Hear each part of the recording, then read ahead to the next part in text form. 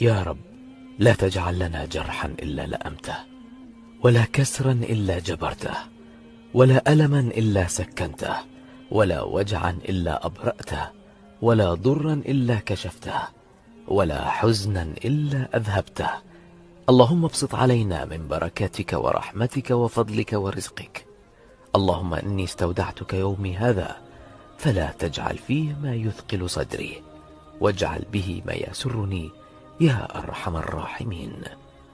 اللهم اغفر لي ما قدمت وما أخرت، وما أسررت وما أعلنت. أنت المقدم وأنت المؤخر، وأنت على كل شيء قدير.